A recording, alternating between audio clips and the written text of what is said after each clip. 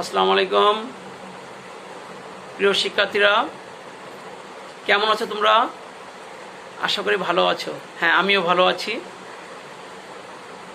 তোমরা পূর্বের ক্লাসগুলো অনেকেই দেখেছো। আমি যে অনলাইনে ক্লাসগুলো নিচ্ছি এগুলো তোমরা দেখো এবং বিভিন্ন সুন্দর সুন্দর কমেন্ট করেছো। আমি অনেক খুশি হয়েছি। আমার এই ক্লাসগুলো আমাদের বিদ্যালয়ের অনেক শিক্ষকরা উৎসাহ দিচ্ছে আমাকে ক্লাস নেওয়ার জন্য। বিশেষ করে আমাদের প্রধান শিক্ষক, আমাদের সহকারী প্রধান শিক্ষক মনীষ স্যার এবং আমার প্রিয় বন্ধু এবং তোমাদের জনপ্রিয় শিক্ষক আইসিটির টিচার জনাব জসিম স্যার আমাকে আরও ক্লাস নেওয়ার জন্য, এভাবে ক্লাস নেওয়ার জন্য আমাকে উৎসাহ দিচ্ছে। তো তোমরা অনেকে কমেন্ট করে ভয়েস সেন্স সম্পর্কে জানতে চাচ্ছ এবং ভয়েস সেন্সের পরে একটা ক্লাস নেওয়ার জন্য অনুরোধ করেছো। আসলে ভয়েস সেন্সের একটা ক্লাসে শেষ করা যায় না, তো আজকে শুরু করি। আরও 2-3টা ক্লাস লাগবে। চলো আমরা ভয়েস সেন্স নিয়ে আলোচনা করি। Good morning dear students, how are you? আশা করি তোমরা ভালো আছো। আমরা আজকে ভয়েস সেন্স নিয়ে আলোচনা করি। চলো ক্লাস শুরু করি। ভয়েস কি তোমরা কি জানো? ভয়েস বাংলা বলে বাচ্চ। Very good. তাহলে কিছু ধারণা আছে। দেখো, কোনো বাক্যের সাবজেক্ট সক্রিয় না নিষ্ক্রিয় তা বোঝানোর জন্য ভার্বের যে গঠন হয় তাকে ভয়েস বলে। ঠিক আছে, দেখো ভয়েস কয় প্রকার? দুই প্রকার। কি কি? একটা হলো অ্যাক্টিভ, একটা হলো প্যাসিভ, রাইট? দেখো আমরা অ্যাক্টিভ ভয়েস কি আগে জানি। অ্যাক্টিভ ভয়েস হচ্ছে সাবজেক্ট নিজে সক্রিয় বা অ্যাক্টিভ হয়ে কাজ করে, সরাসরি সাবজেক্ট কাজ করে, সেটা হচ্ছে অ্যাক্টিভ ভয়েস। এখানে বলছে হাসান রাইটস এ লেটার, অর্থাৎ হাসান চিঠি লেখে, সরাসরি হাসান নিজে কাজটি করেছে, তাই এটা কি voice? Active voice. Very good. এখন আমরা দেখো প্যাসিভ ভয়েস কি। সাবজেক্ট নিজে কাজ শেষ করে না, বরং অবজেক্টের কাজটি তার উপর এসে পড়ে। যেমন a letter is written by Hasan. লক্ষ্য করো এখানে কিন্তু লেটারটা আগে চলে আসছে। দেখছো, a letter is written by Hasan. ঠিক আছে, তা এই ধরনের সেন্টেন্সকে আমরা প্যাসিভ ভয়েস বলি। বুঝতে পেরেছো? ওকে। এখন এখানে আমাদের জানা লাগবে অবজেক্টটা কি। ঠিক আছে, অবজেক্ট আমার জানা লাগবে। অবজেক্ট যে ওয়ার্ডের সাহায্য ছাড়া ভার্ব সম্পূর্ণ অর্থ প্রকাশ করে না তাকে অবজেক্ট বলে। ঠিক আছে, তবে আমার মনে হয় আরেকটা কথা, কোনো সাবজেক্টকে যদি কি বা কাকে দিয়ে প্রশ্ন করলে যে উত্তর পাওয়া যায় তাকে বলা হয় অবজেক্ট। বুঝতে পেরেছো? কি বা কাকে দিয়ে প্রশ্ন করলে যে উত্তর পাওয়া যাবে তাকে বলা হবে অবজেক্ট। হ্যাঁ, তো দেখো এই অবজেক্ট হলো আবার দুই প্রকার। কয় প্রকার? দুই প্রকার। একটা হলো ডাইরেক্ট অবজেক্ট আর একটা হলো ইনডাইরেক্ট অবজেক্ট। দেখো ডাইরেক্ট অবজেক্ট কি দিয়ে প্রশ্ন করলে যে উত্তর পাওয়া যাবে তাকে ডাইরেক্ট অবজেক্ট বলে। ঠিক আছে, আর ইনডাইরেক্ট কাকে দিয়ে প্রশ্ন করলে যে উত্তর পাওয়া যায় তাকে বলা হয় ইনডাইরেক্ট অবজেক্ট। ঠিক আছে,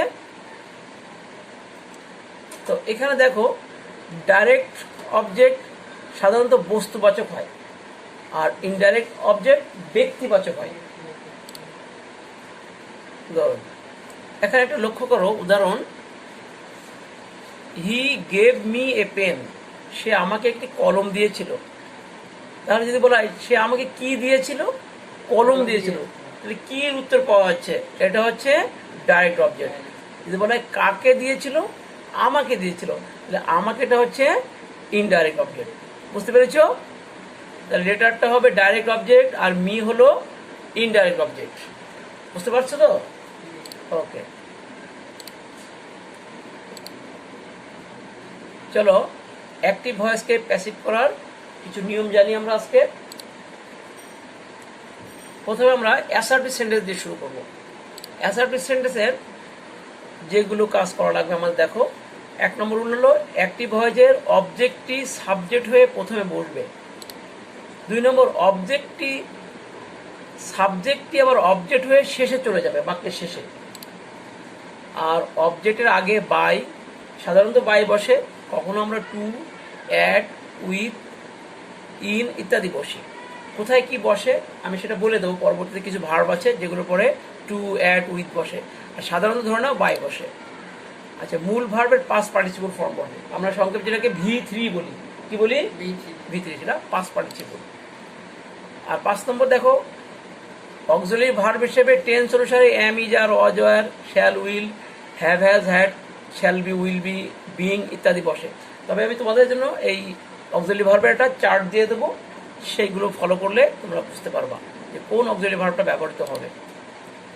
দুটি অবজেক্ট থাকলে, বিশেষ দ্রষ্টব্য দেখো, দুটি অবজেক্ট থাকলে ভার্ব 3 এর পরে দ্বিতীয় অবজেক্টটি সরাসরি বসবে। আর যদি বাক্যটি নেগেটিভ হয় তাহলে অক্সিলারি ভার্বের পরে একটা নট বসাতে হবে।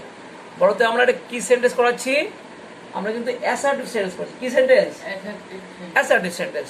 ঠিক আছে, তাহলে এই যে 5টা রুল এগুলো ফলো করতে হবে। আমরা অবশ্যই এটা আমি একটা তোমাকে স্ট্রাকচার দিয়ে দিচ্ছি সংক্ষেপে। দেখো, অ্যাসার্টিভ সেন্টেন্সের প্যাসিভ করার স্ট্রাকচার দিচ্ছি, স্ট্রাকচারটা অবশ্যই তোমরা লিখে নাও।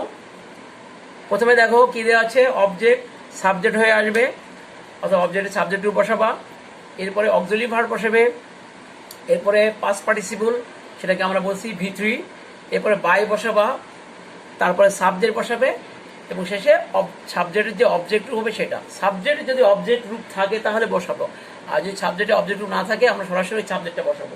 ঠিক আছে, এই হলো তোমাদের স্ট্রাকচার অ্যাসার্টিভ সেন্টেন্সের। আমরা একটা উদাহরণ দেখি। হি ইটস রাইস, সে ভাত খায়। দেখো চলে আসলো, rice is eaten by him, আমাদের গঠন অনুযায়ী। এখানে দেখো অক্সিলারি ভার্বটা কিভাবে আসছে, আমি চার্ট দিয়ে দেবো। ইটেন আছে, বাই আছে, এগুলো বসছে। তারপরে he ate rice, rice was eaten by him, was কেন আসলো? এট আসে তাই, পাস্ট টেন্স। তাহলে নিশ্চয়ই অক্সিলারি ভার্ব ব্যবহারের বিভিন্ন নিয়ম আছে, আমরা চার্ট অনুযায়ী সেই নিয়মগুলো শিখব। কিছু ভার্ব বলেছিলাম যে কোথায় বাই বসে না, সেগুলো দেখো। এখানে কিছু ভার্ব দেওয়া আছে, তোমরা এটা লিখে নিতে পারো, তবে এগুলো খুব কম আসে পরীক্ষায়। এইগুলোর পরে আমাদের বাইয়ের পরিবর্তে বসবে to, known to, seized with, satisfied with, pleased with, annoyed at, displeased at, marvelled at, shocked at, surprised at, content in, এগুলো তোমরা এগুলো লিখে নাও।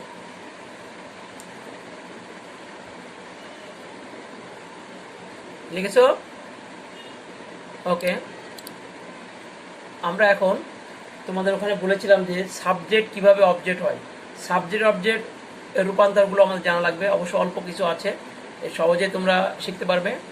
দেখো এখানে চার্ট দেওয়া আছে, আই থাকলে হবে মি, উই থাকলে হবে আজ, ইউ এর অবজেক্ট ইউ, শি থাকলে হার, হি থাকলে হিম, দে থাকলে দেম, হু থাকলে হুম, ইট থাকলে ইট, দিস থাকলে দিস থাকলে দিস, হুইচ থাকলে হুইচ। কোনো নাম, বস্তু, ব্যক্তি থাকলে ওইগুলার পরিবর্তন হয় না, অর্থাৎ নাম থাকলে নাম বসবে, কোনো বস্তু থাকলে বস্তু বসবে, এগুলো আর চেঞ্জ করা যায় না। অর্থাৎ যেগুলো চেঞ্জ করা যায় এখানে চার্ট দেওয়া হয়েছে, তোমরা অবশ্যই এগুলো বাসায় শিখবে। সাবজেক্ট অবজেক্ট রূপান্তর শিখলে এরপরে চলো আমরা অক্সিলারি ভার্বের ব্যবহারের নিয়ম দেখি। তো তোমরা এটা অবশ্যই লিখে নাও। এখানে অ্যাক্টিভ হয় যে, দেখো খুব সহজ একটা পদ্ধতি আছে। অ্যাক্টিভ হয় যদি মূল ভার্ব থাকে অথবা প্রেজেন্ট ফর্ম হয়, তাহলে প্যাসিভ হয় যে অক্সিলারি ভার্ব হবে এম, ইজ, আর। ঠিক আছে, ওকে। এখন যদি পাস্ট টেন্স হয় অর্থাৎ V2 থাকে তখন প্যাসিভ হয় যে অক্সিলারি ভার্ব কি হবে? ওয়াজ, ওয়্যার, শ্যাল উইল থাকলে শ্যাল উইল থেকে একটা বসবে প্লাস বি বসবে। হ্যাভ হ্যাজ থাকলে হ্যাভ হ্যাজ থেকে একটা বসাবা, এরপর বিন বসবে। হ্যাড থাকলে হ্যাড বিন। এখন যদি এখানে এম, ইজ, আর আবার ভার্বের শেষে আইনি থাকে, যেটা আমরা প্রেজেন্ট কন্টিনিউয়াস টেন্স বলি, তখন অক্সিলারি ভার্ব হিসেবে প্যাসিভ ভয়েসে কি বসবে? এম, ইজ, আর এর পরে একটা বিং বসবে। অজয়ের পরে আইনজি থাকলে অজয়ের পরে একটা বিং বসবে। অর্থাৎ আইনজি থাকলে প্যাসিভ ভয়েসে অবশ্যই একটা অক্সিলারি ভার্ব পরে বিং বসে। হ্যাভ হ্যাজ এরপরে যদি বিন থাকে ওখানে হ্যাভ হ্যাজ এর পরে একটা বিন বসানোর পরে আইএনজি বসাবা। হ্যাড বিন থাকলে হ্যাড বিন বিং হয়। আর এখানে দেখো কিছু মডাল ভার্ব দেওয়া আছে। মডাল ভার্বগুলো দেখো can, could, may, might, should, would, এই যেগুলো আছে। ক্যান থাকলে ক্যান বি, কুড থাকলে কুড বি, মে থাকলে মে বি, মাইট থাকলে মাইট বি। অর্থাৎ যে ভার্বটা থাকবে এখানে, যে মডাল ভার্ব থাকবে তার শেষে একটা উড থাকলে উড বি, হ্যাড টু থাকলে had to be, ought to থাকলে অট টু বি। বুঝতে পেরেছো? এগুলো হচ্ছে আমাদের প্যাসিভ ভয়েসের অক্সিলারি ভার্ব ব্যবহার করার নিয়ম, এবং এদের পরে অবশ্যই V3 বসে। ঠিক আছে, তো চলো আমরা এক্সাম্পল দেখি, প্যাসিভ ভয়েসের এক্সাম্পলগুলো দেখি অ্যাসার্টিভ সেন্টেন্সে। প্রথমে অ্যাক্টিভ ভয়েস, আর এখানে প্যাসিভ দেখো, এখানে অ্যাক্টিভ দিয়ে আছে দেখো, এখানে দেখো we learn voice, learn present tense, তাহলে ভয়েসটা আগে আসলো, ভয়েস অক্সিলারি ভার্বের ইজ আসলো, আর লার্নড পাস্ট পার্টিসিপল লার্নড, তারপরে বাই উই এর অবজেক্ট রূপ আস। এরপর দেখো ইউ হেল্প মি, তাহলে মিটা সাবজেক্ট হবে, মি সাবজেক্ট হলে কি হয়? আই। অক্সিলারি ভার্বের আই এর পরে কি বসে? এম। আর হেল্পের পাস্ট পার্টিসিপল হেল্প, আর ইউ বাই ইউ এর তো পরিবর্তন হয় না। দেখো আমরা উত্তরটা ঠিক আছে কিনা। ওকে, ঠিক আছে। দেখো দে আর ইটিং রাইস, দেখো এমি যার আইএনজি আছে, এমি যার আছে আর ভার্বের আইএনজি আছে, তাহলে প্যাসিভ ভয়েসে অ্যাক্টিভটা প্যাসিভ করলে কি হবে প্রিন্স বলো তো? রাইস এবার ইজ বসবে, হ্যাঁ রাইস ইজ বিং, আইএনজি তাহলে বিং হবে, বিং ইটেন বাই দেম। দেখি তো, rice is being eaten by them, very good, ঠিকই বলছো। অর্থাৎ এখানে বিং হয়েছে এবং বিয়ের সাথে V3 হয়েছে, হ্যাঁ বিং। আরেকটা এক্সাম্পল দেখো, Salma gave me a flower, Salma gave me a flower, Salma আমাকে একটা ফ্লাওয়ার দিয়েছিল, গেভ আছে কিন্তু এখানে, তাহলে এটা V2, ওইখানে অক্সিলারি ভার্ব কি হয়? পজ বয়ার থেকে একটা বসে, তাহলে উত্তরটা এখানে একটা জিনিস কথা বলা আছে, যদি দুটো অবজেক্ট থাকে, অবজেক্ট এখানে দুটো, মি একটা আর ফ্লাওয়ার একটা, দ্বিতীয় অবজেক্ট ফ্লাওয়ারটাকে আমরা মনে করো এখানে ফ্লাওয়ারটা নাই, আমাদের ধরে নিতে হবে এটা নাই, যদি না থাকে তাহলে সেই ক্ষেত্রে আমরা মি ধরে করব, হ্যাঁ, আর V3 এর পরে দ্বিতীয় অবজেক্টটা বসাই দেবো। ওকে, তাহলে উত্তরটা কি হবে বলো তো? I was, হ্যাঁ রাইট, ঠিক, I was given a flower by Salma, very good. এই তো, অর্থাৎ ফ্লাওয়ারটা এক্সট্রা বসে গেছে V3 এর পরে। এখন দেখো হি টিচেস আস ইংলিশ, এখানে টিচেস আছে অর্থাৎ প্রেজেন্ট টেন্স টিচেস, তাহলে উই দিয়ে শুরু হবে নাকি, ইংলিশটা বসে গেল, তখন উত্তরটা কি বলো? We are teacher past participle কি? Taught. We are taught by, we are taught by no, we are taught পরে এক্সট্রা বসে যাবে, we are taught English by him. দেখি তো, we are taught English by him, very good, তুমি বলতে পেরেছো। এখন দেখো শ্যাল উইল আছে, শ্যাল উইল তাহলে কি হয়? শ্যাল উইল বি, তাহলে উই শ্যাল ফ্লাই কাইট। এখন বলো প্যাসিভ কি হবে তাহলে বলো? এখানে কাইট আছে, কাইট আগে চলে আসবে, কি হবে?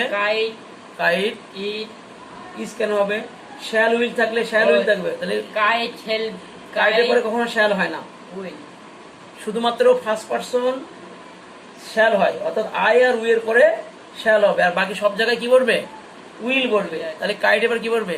Kite will be, fly past participle fly, flew, flown, kite will be flown by us. হ্যাঁ এই তো ঠিক আছে, kite will be flown by us. বুঝতে পেরেছো? ওকে, এখন কিছু দেবো, এগুলো তোমার নিজেরা ট্রাই করবা, এখানে আমি 5টা দিয়ে দিচ্ছি, এগুলো লেখো। The boy can do the sum, he will be drawing a picture, লিখে নাও। They have done the work, we had to write it. I do not drink wine মানে কি? মদ। I do not drink wine, আমি মদ পান করি না। এগুলো তোমরা এই অ্যান্সারগুলো তোমরা নিজেরা ট্রাই করো, আগে ট্রাই করার পরে আমার সাথে মিলিয়ে নিবে, ঠিক আছে? ওকে, এখানে অ্যান্সারগুলো দেওয়া আছে, এগুলো তোমরা মিলে দেখবে যে মিলছে কিনা, ঠিক আছে? আমরা আজকের এই পর্যন্ত ক্লাস নিলাম, পরবর্তীতে আমরা অন্য স্ট্রাকচার নিয়ে আলোচনা করব ভয়েস সেন্সের। সে পর্যন্ত ভালো থাকো, তোমাদের সবাইকে অনেক ধন্যবাদ, থ্যাংক ইউ ভেরি মাচ।